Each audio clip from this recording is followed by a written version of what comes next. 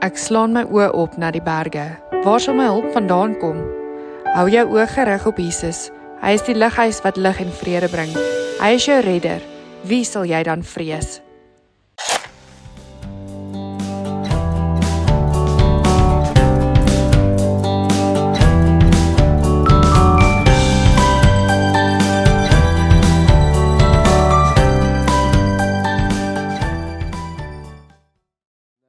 Laasweek, toe dit so lekker reën, julle sal onthou, nat was dit gewees laasweek Sondag. En ons kom hier by mekaar, en pastoor Dani staan op die verhoog. Hy het gepraat oor grootste en groter met 3 o's en grootste. En hy het gesê dat toe dit so gereën het, toe hy die vroeg die oggend opstaan, het alles in sy vlees vir hom gesê, hy moet weer terugklim in die bed. Nou pastor, ek weet, dat nie alles is 'n kompetisie nie. Maar weet julle wat is die verskil tussen my en pastoor Dani? Die verskil tussen my en pastoor Dani, is dis nie net oggende wat dit reën, wat ek wil terugklim in die bed nie. Dis elke oggend. Maar is daarom nie 'n kompetisie nie, so... Jy weet dat hulle sê die gees is gewillig, maar die vlees is moeg. Dit is lekker om hier te wees. Ek is hier met 'n opgewondenheid.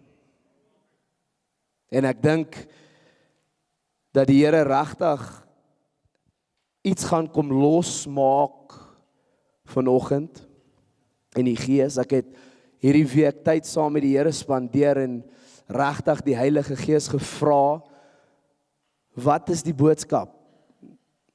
Wat hy wil hê ek moet deel vanoggend.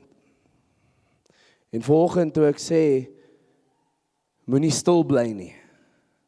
Toe val dit by my aan, die laaste 3 weke sit ek en my vrou, en julle sal onthou 'n paar maande terug, het ek gepreek en my boodskap was oor gesag, autoriteit. En julle sal dit nie glo nie, die lastige vyand wat hy is, van daardie preek af, word ons aangeval en aangeval en aangeval. So julle sal my vergewe vanoggend as my stem nie so mooi is soos wat hy gewoonlik is nie. Maar die vyand sal my nie stil maak nie. Ek glo die Here het vir my 'n woord gegee wat ek vanoggend moet deel en ek gaan hom deel. En ek gaan nie toelaat dat die vyand in die pad kom daarmee nie. Ek gaan dit deel. Julle kan saam met my blaai met tema van my woord vanoggend is geen veroordeling, net verlossing. En julle kan saam met my na die boek van Romeine toe gaan, in Romeine 8, en ons lees vanaf vers 1. Paulus skryf, daar is nou geen veroordeling vir die wat in Christus Jesus is nie. Daar is geen veroordeling vir die wat in Christus Jesus is nie. Die woordjie geen, in die Grieks is die woord ouden.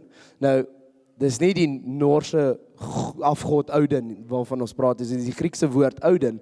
En wat dit beteken in die Engels, dit vertaal direk in die Engels na not even one. Not even one. Nie eers een nie. Daar is nie eers een veroordeling wat oor jou hang vanoggend as jy in Christus Jesus is nie. Is dit nie goeie nuus nie? Daar is geen veroordeling vir die wat in Christus Jesus is nie. Hoekom? Die tweede vers verduidelik. Die wet van die Gees, wat aan jou in Christus Jesus die lewe gee, het jou vrygemaak van die wet van sonde en dood. Paulus noem 2 wette. Ek kan vir my daai skrif net ophou, net vir so rukkie. Hy noem die wet van die Gees, en hy noem die wet van sonde en dood. Die wet van die Gees praat van die evangelie, die blye boodskap, die goeie nuus van die Here Jesus Christus wat jou en my kom red, wat vir ons verlossing bring. Amen. Hy praat van die wet van die Gees, want dit praat van die werking van die Heilige Gees binne in ons. Dis waarvan hy praat. Daai wet wat aan jou in Christus Jesus die lewe gegee het, jou vrygemaak van die wet van sonde en dood. En dis die tweede wet. Die wet van sonde en dood. Dis die wet van Moses. As jy gaan lees in Romeine 7, en jy lees in Romeine 8, en dan kom jy agter dat hy praat van die wet van Moses. Nou is belangrik dat dis die wet van sonde en dood, maar ons kan nie na die wet verwys self as sonde. Die wet, dis belangrik vir ons om te weet, die wet self is nie sleg nie. Okay? Paulus se hele argument in Romeine 7 is ons menslike natuur, die vlees, het die wet verswak. En dit was veronderstel om lewe te bring, maar dit het dood gebring. Hy vra die vraag. Kom ons lees gou. Romeine 7 vers 7. Hy sê, wat is dan ons gevolgtrekking? Dat die wet van Moses sonde is? Beslis nie. Inteendeel, ek sou nie geweet het wat sonde is nie, as dit nie deur die wet was nie.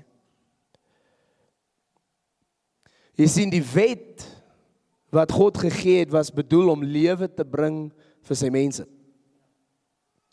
Maar as gevolg van die mense en die menslikheid, die sondige natuur, het die wet swak geword. Ons gaan nou lees dat Paulus dit sê. En die wet kon nie doen wat hy moes doen nie, as gevolg van ons sonde, as gevolg van ons sondelikheid, as gevolg van ons menslike natuur. Maar Paulus sê, dat die wet van die Gees het ons vrygemaak van daardie wet. Amen. Die wet van die Gees het ons vrygemaak van daardie wet. Met ander woorde, weet julle hoeveel wette is daar in die Ou Testament? Party van ons dink daar's net 10. Daar's oor 100. So 113. Wette in die Ou Testament wat vir die volk van Israel gegee is. Is jy nie bly dat jy nie onder daai wet is nie? Ek bedoel, die Suid-Afrikaanse wet is so complicated en is moeilik om onder die Suid-Afrikaanse wet te wees. Nou wil jy nou nog die wet van Moses gaan staan en onderhou en Paulus sê, jy hoef nie. Julle is vrygemaak. Die wet van die Gees, die evangelie, die blye boodskap het julle vrygemaak van die wet van Moses. En dit is belangrik om dit te weet, want te veel keer plaas ons onsself onder hierdie wettiese gedagte. Hoeveel keer het jy al die vraag gevra, dalk vir jouself, dalk vir die Here, dalk vir iemand, wat moet ek doen? Wat moet ek doen? Nie wat kan ek doen nie, wat moet ek doen? En die implikasie van die vraag is, wat moet ek doen om die guns en die goedheid van God te verdien? Daar is 'n wettiese gedagte. Daar is 'n wettiese gedagte. Ek wil vir julle hierdie skrif lees. Ek dink jy is op my slideshow nie, so ek gaan hom net lees hierso. Romeine 7 vers 6. Maar nou is ons vrygemaak van die wet. Want ons het gesterf en staan nie meer onder die wet nie, onder die wet waardeur ons gebind was nie. O, hy is daar so. Okay, wonderlik. Ons staan nie meer onder die wet waardeur ons gebind was nie. Nou kan ons dien in die nuwe bedeling van die Gees. Nie in die ou bedeling van wetsvoorskrifte nie. Kerk, hierdie is baie goeie nuus. Ons is vrygemaak van die wet. Vrygemaak van, en te veel keer sit ons onsself nog steeds onder die wet, en dis hoekom ek dit uitnoem vanoggend, is want die evangelie het jou en my kom vrymaak. Dat ons in vryheid kan leef, vryheid van sonde, maar hoekom het ons sonde? Ons het nou gelees wat Paulus sê, ons het sonde as gevolg van die wet, wat die sonde vir ons kom openbaar het. Nou weet ek wat sonde is, en ek besef ek is eintlik 'n sondaar, en Paulus sê, jy is vry daarvan. Jy is vry daarvan.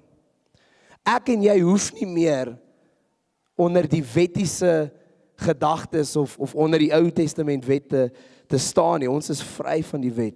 Die wet van die Gees het ons vrygemaak. Die evangelie roep jou om anders te dink oor jou verhouding met die Here. Daar's 'n rede hoekom Jesus die Vader aan ons kom openbaar het. Daar's 'n rede hoekom ek en jy 'n gees ontvang het wat uitroep Abba Vader. Daar's 'n rede hoekom Jesus vir sy disippels kom sê het, ek noem julle nie meer diensknegte of dienaars nie, maar vriende. Want nie vriende of kinders is onder 'n wet nie. Ja, daar's huisreëls en jy moet die huisreëls volg, maar as jy die huisreëls breek, beteken dit nie jy's uit die huis uit nie. Nee? Die Vaderhart is vir jou om in 'n verhouding met hom te leef. Nie om wettiese voorskrifte uit te leef sodat hy jou kan seën nie. Hy wil hê jy moet in 'n verhouding met hom leef. Wat gebeur as ons in 'n verhouding met hom leef? Nou ewe skielik doen ons goeie dinge. Hoekom? Om guns te wen? Nee. Omdat ons lief is vir hom. So uit liefde uit, nou begin ek doen wat hy van my verwag. En dit beteken nog 'n ding, in vers 3, Romeine 8 vers 3, sê wat die wet nie by magte was om te doen nie, omdat dit weens ons sondige natuur swak was. Dit het God gedoen. Hy het met die sonde afgereken, deur sy eie seun in dieselfde gestalte as die sondige mens te stuur. So het hy die sonde en die sondige bestaan van die mense veroordeel. Hoekom is daar nie meer veroordeling vir my en jou in Christus Jesus nie? Want hy het reeds die sonde veroordeel. Dit 2000 jaar terug gebeur op die kruis van Golgotha. Kom ons kyk gou na hierdie vers. Hy sê wat die wet nie by magte was om te doen nie, omdat dit weens ons sondige natuur te swak was. Die lewe wat hy moes bring, wat hy nie kon doen nie as gevolg van ons tekortkominge, dit het God gedoen. So die wet kon nie, maar God het. Hy het met die sonde afgereken. Wat beteken daai woord afgereken? Klaggemaak. Toe Jesus aan die kruis hang en hy sê dit is volbring, toe het hy met die sonde afgereken. En dit is belangrik vir my en vir jou, want baie keer ons loop nog met 'n sondeskuld rond, wat ons nie meer met rondloop nie. Want hy het afgereken met die sonde.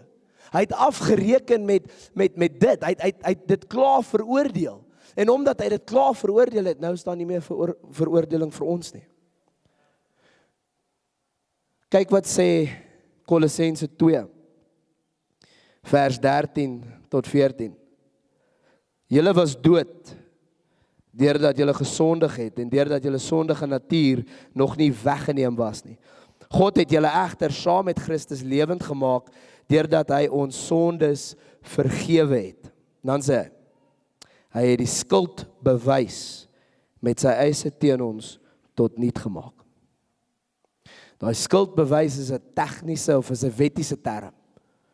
Jy het die wet oortree en die beoordelaar het 'n skuldbewys geskryf, die sentencing geskryf. As daar 'n skuldbewys is dit verby, daar's nie meer verdediging nie.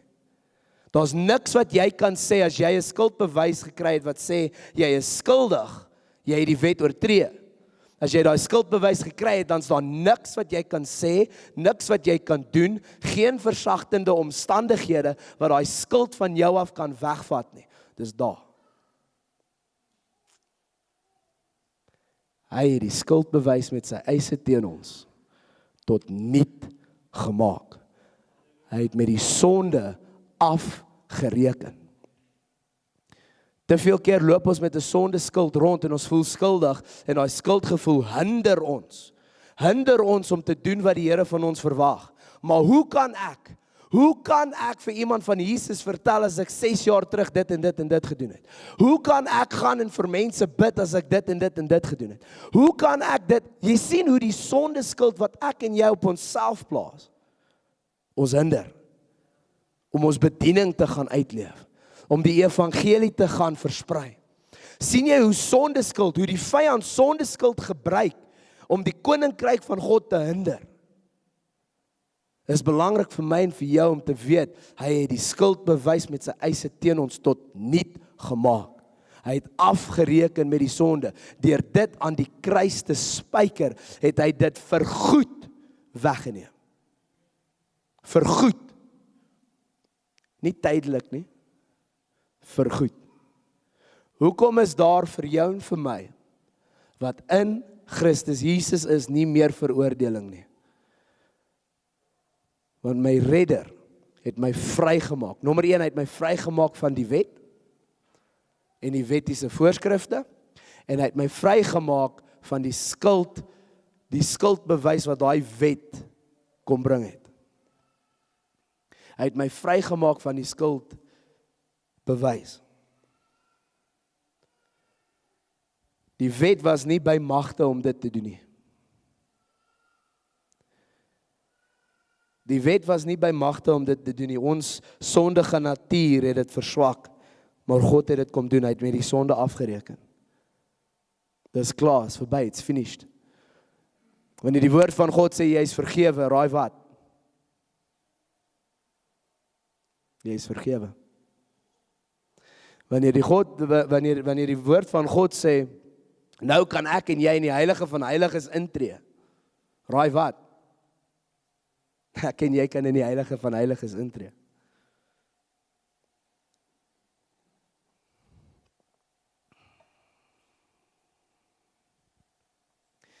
Een skuldgevoel bring vrees. Nee, dit is soos 'n klein kind wat iets doen wat hy of sy nie mag doen nie. En dan sy bang pa of ma vind uit. Die skuldbewys bring vrees. Dat God my gaan tugtig. Maar as ek die Bybel lees, dan lees ek dat God het ons nie 'n gees van vrees gegee nie. Maar 'n gees van liefde, selfbeheersing. Hy het ons 'n gees gegee van krag, die Heilige Gees. Maar JP, jy weet nie wat het ek gedoen nie, ek het dit al baie gehoor. Jy weet nie wat het ek gedoen nie, ek hoef nie te weet nie. Jy kan my sê as jy wil, maar ek hoef nie te weet nie. Ek hoef nie te weet nie, al wat ek wil weet, is het Christus Jesus al daai skuldbewys teen jou tot niet gemaak. Het hy al daai skuldbewys van jou tot niet gemaak? Het jy al op 'n punt gekom, wat jy met jou sonde na Jesus toe gaan en sê, Here, ek is skuldig. Ek kort vergifnis. Ek kort redding. Die woord van God sê almal, elke een wat die naam van Jesus Christus aanroep, sal gered word. Hoor wat sê die skrif, Hebreërs 10 vers 17. Dan sê hy verder, hy is God, aan hulle sonde en hulle oortredings sal ek nooit meer dink nie. Nou hier is 'n vraag.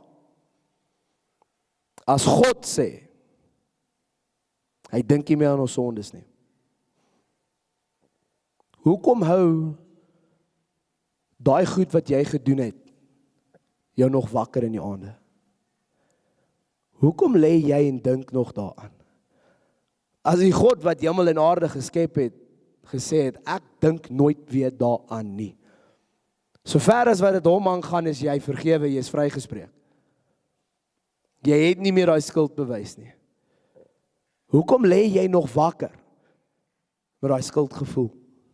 Is dit dalk moontlik dat iewerste het die vyand vir jou gelieg, gejok, vir jou leuen vertel, vir jou gesê jy is nog skuldig? Is dit moontlik dat die wêreld vir jou kom sê, hoorie, maar kyk wat het jy gedoen, hoe kan jy, dis hierdie jaar 2025 was my 10 jaar, ek wil sê reunie uit matriek uit. Nou hulle het nie 'n reunie gehad nie, maar my vrou wou baie graag gaan, en ek het vir haar gesê, nee, ek wil nie gaan nie. Ek wil nie gaan nie, want ek weet hoe daai gesprekke gaan. Hey JP, wat doen jy? Wat maak jy deesdae? En dan moet ek sê, ek is 'n pastoor. En ek is nie skaam vir die feit dat ek 'n pastoor is nie. Maar ek weet wat die opvolg gaan wees. Jy Is jy seker? Jy. Hoe kan jy? Miskien het julle dit al gehoor. Hoe kan jy so heilig wees en van die Here praat? Jy wat 3 jaar terug XYZ gedoen het. Ek gaan nie voorbeelde noem nie. Jy wat 5 jaar terug XYZ gedoen het, jy wat dit gedoen het, jy wat dit gesê het, jy wie dit was, hoe kan jy nou die Here dien? Hoe kan jy verwag van my om jou ernstig op te neem? Nou ek het 'n antwoord vir hulle. En my antwoord is, Jesus het my nuut gemaak. Ek stem saam met jou, wat daai ou gedoen het is crazy, né? Amen. Jo, wat daai ou, sy naam is JP, wat hy 10 jaar terug gedoen het is crazy. Dis malligheid, ek is bly ek is nie meer hy nie. Hy wat in Christus is nuut gemaak. Die sonde skuld is van jou af weggeneem. Die skuldbewys is van jou af weggeneem. Jy is nuut gemaak. You're a new creation. Ek wil hê jy moet dit hoor, church. Ek wil hê jy moet dit inneem. Ek linger op hierdie punt vir 'n rede. Ek wil hê jy moet weet. Ek wil hê jy moet dit 6 keer hoor, 7 keer hoor, totdat dit insink. Jy's nuut gemaak. Christus het jou nuut gemaak. Jy is nie meer daardie persoon nie. Jy is 'n nuwe mens. Jy het 'n nuwe identiteit. Ek wens partykeer ons kan na die regering toe gaan en sê, hoor jy, hierdie is my ou ID. Kan ek 'n nuwe een kry asseblief? Ek het 'n nuwe identiteit. En op die ID moet ons daar staan, saved, transformed, renewed, rebirthed, regenerated. Sit die woord in wat jy wil daarso. Baptized, forgiven, free. Church, julle is nie so opgewonde soos ek gedink het julle sal wees. Is dit nie goeie nuus nie? Is dit nie goeie nuus om te hoor dat ons is nie meer onder die wet nie en dat die skuldbewys wat die wet gebring het teen ons en sy eise teen ons is tot niet gemaak. Wat nou? Wat nou? Vers 4. Nou kan ons aan die eise van die wet voldoen. Ons, wat ons lewe, nie deur ons sondige natuur laat beheers nie, maar deur die Gees. Nou dat jy vry is van die wet, nou dat jy vry is van die sondeskuld, raak jy die geregtigheid van God in Christus. Dit is 'n groot claim wat ek maak. Jy raak die geregtigheid van God in Christus.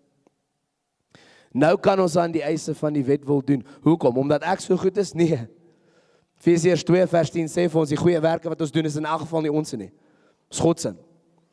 Maar ek en jy kry die vervulling van die wet in Jesus Christus. Hoekom? Want hy het die perfekte lewe gelewe. Hy het die perfekte lewe. Hy is die sondelose lam. Die vlekkelose lam, die sondelose man. Kyk wat sê 2 Korintiërs 5 vers 21. Hy wat geen sonde geken het nie, het God vir ons sonde gemaak, sodat ons in hom die geregtigheid van God kan word.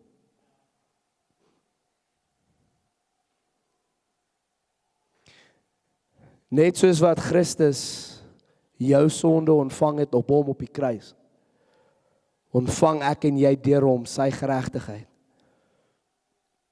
En nou kan ek en jy sê, ek is die geregtigheid van God. So het gepraat van die nuwe identiteit. Wat is die nuwe identiteit? Die geregtigheid van God in Christus Jesus. Dis jou identiteit. As jy in Christus Jesus is, dan is jy die geregtigheid van God in hom, deur hom. Gaan terug na die eerste vers toe. Nou vir ons wat in Christus Jesus is daar geen meer veroordeling nie. Hoekom? Want ek en jy is die geregtigheid van Christus Jesus. of van God in Christus Jesus. Ek en jy is die geregtigheid van God in Christus Jesus en daarom kan daar nie veroordeling oor ons wees nie. A righteous man, there's no judgment on a righteous man. A righteous man is righteous by virtue of his faith. Nee? Op grond van ons geloof. By virtue of grace. Ontvang ons die geregtigheid van Jesus Christus. Ek en jy kan nou in die heilige van heiliges intree en voor die aangesig van God staan en ons kan sonder 'n skuldgevoel en sonder wettiese voorskrifte waarlik, ek gebruik die woord waarlik, 'n kind van God genoem word. Hoekom kan ons 'n kind van God waarlik genoem word? Want dis hy wat my die kind noem. Dis hy wat my 'n kind noem. Dis nie die wêreld nie, dis nie my opinie nie, dis nie my vrou wat baie lief is vir my nie, dis God. Hy sê, my kind. My kind. Volgens sê hy vir jou, as jy in Christus Jesus is, my kind. My kind. My kind. Ek het jou lief. My kind. Ek het jou vrygemaak. My kind. Kom loop jy nog rond met 'n skuldgevoel? Hoekom loop jy nog rond en judge jy jouself? Hoekom loop jy nog rond asof daar 'n veroordeling oor jou is wat die woord sê wat ek sê daar is nie meer nie. My kind, jy is vry. My kind, kom na my toe. Kom na my toe. Jesus Christus het ons kinders van God gemaak. Nie slawe nie. Nie diensknegte nie. Dien ons God? Ja, verseker. Is hy koning van die konings en die Here van die Here? Nou ja, verseker. And we praise him and we honor him and we obey him as if he is because he is. Maar my verhouding met God is as vader en kind. En dit is wat hy wil hê vir elke een van ons.